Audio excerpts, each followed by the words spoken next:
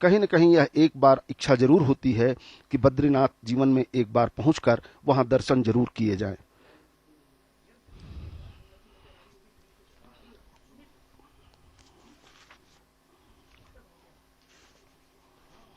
अगर यहाँ पर तमाम सारी उत्तराखंड में विकास योजनाओं की बात करें, धार्मिक पर्यटन की बात करें, तो अप्रत्यक्ष रूप से और प्रत्यक्ष रूप से पिछले कई सालों में यहाँ पर 10 लाख रोजगार का सृजन हुआ है। इसके साथ ही 7500 करोड़ से अधिक का राजस्व जो है प्रदेश सरकार को मिला है।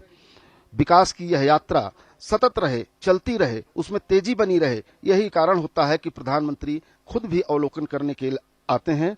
अलखनंदा का प्रवाह आपके सामने दिखाई दे रहा है। इसी अलखनंदा के बगल में भगवान बद्रीनाथ विशाल का मंदिर है। बद्रीनाथ जी यहाँ पर अवस्थित हैं। यहाँ पर बैठ करके संपूर्ण सृष्टि के पालन की पूरी जिम्मेदारी निभाते हैं।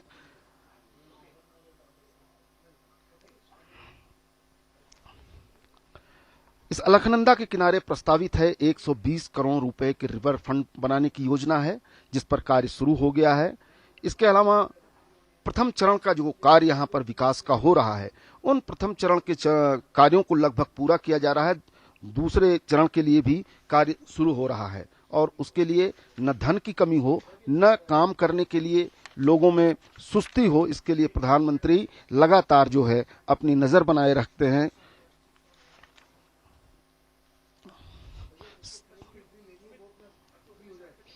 सर्व कल्याण के लिए माना जाता है कि भगवान जाने जाते हैं, बद्रीनाथ जाने जाते हैं लोक कल्याण की जिस भावना से और मनुष्य के तमाम सारे दुखों का अंत करने के लिए।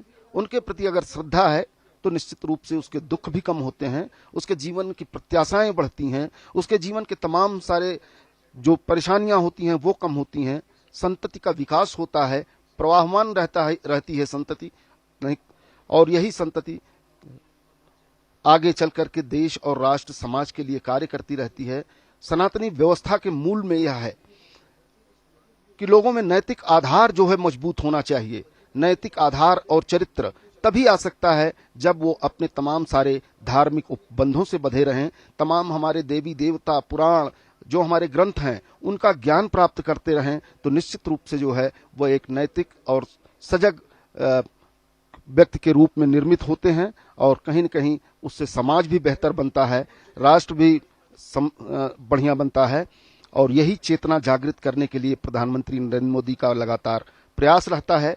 आज यहाँ बद्रीनाथ धाम में हैं, यहाँ के उत्तराखंड के मुख्यमंत्री भी मौजूद हैं और निश्चित रूप से ये लहराता हुआ झंडा जब आंखों में दिखाई देता है तो बहुत ही सुखद होता है।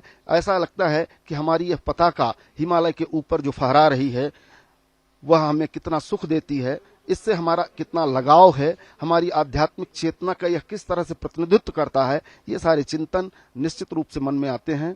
मंदिर परिसर में प्रधानमंत्री नरेंद्र मोदी मौजूद हैं। अब थोड़ी ही देर बाद वो पूजन के लिए भी पहुंचेंगे गर्भगृह में।